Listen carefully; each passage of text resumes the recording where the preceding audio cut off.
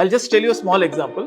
Socrates ఉన్నాడు. కొన్ని గంటల ముందు సోక్రటీస్ అబౌట్ టు డై, ఆయనను క్యాపిటల్ పనిష్మెంట్ ఇచ్చేస్తున్నారు సోక్రటీస్ కి. సడన్ గా విండోలోంచి బయటకు చూస్తాడు సోక్రటీస్. ఒక బెగ్గర్ మ్యూజిక్ ప్లే చేస్తూ ఉంటాడు. చాలా సంతోషం వస్తుంది సోక్రటీస్, అబ్బా ఎంత బాగా మ్యూజిక్ చేస్తున్నాడు అని చెప్పి సోక్రటీస్ మంత్రముగ్ధుడు అవుతాడు ఆ బెగ్గర్ ఇన్స్ట్రుమెంట్ తో ప్లే చేస్తున్న మ్యూజిక్. వెంటనే ఆ జైలర్ వస్తాడు సోక్రటీస్ కి. 2 గంటల్లో అంటే చనిపోవడం అంటే ఉరిశిక్షనే కాదు, విషంతో చంపడమో ఇంకేదో. సోక్రటీస్ కి తెలుసు కొన్ని గంటల్లో నేను చనిపోబోతున్నాను. జైలర్ వస్తాడు, ఇంకేదైనా చివరి కోరిక ఉందా అన్నాడు. సోక్రటీస్ ఏమంటాడు, విండోలోంచి వాళ్ళకి చూపిస్తాడు, అక్కడ ఒక బెగ్గర్ ఉన్నాడు కదా, ఇన్స్ట్రుమెంట్ ప్లే చేస్తున్నాడు కదా, ఒకసారి అతన్ని పిలిపిస్తారని. అందులో ఏముంది, పిలవడమే కదా, హ్యాపీగా పిలుస్తామని చెప్పి జైలర్ పిలుస్తాడు. ఆ బెగ్గర్ వస్తాడు. వచ్చిన తర్వాత నాకు కొంచెం ఆ మ్యూజిక్ నేర్పిస్తావా, నాకు చాలా చక్కగా అనిపిస్తోంది. సో ఆయన ఒక ½ అవర్ బెగ్గర్ ఆ సోక్రటీస్ కి నేర్పిస్తాడు. మ్యూజిక్ నేర్చేసుకుంటాడు. సోక్రటీస్ కూడా ఆ మ్యూజిక్ నేర్చేసుకుంటాడు. జైలర్ కనిపిస్తుంది, 2-3 గంటల్లో చనిపోతాడు.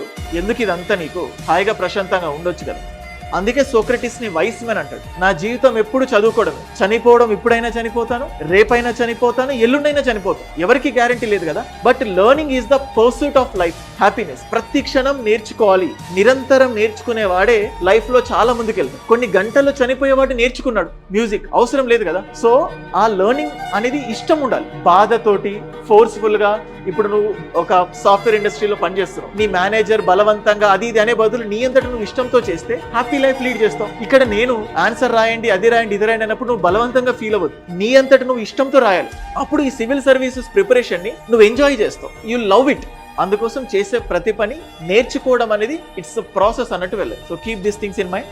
Writing never forget. రోజుకి 15 నిమిషాలు రాయండి.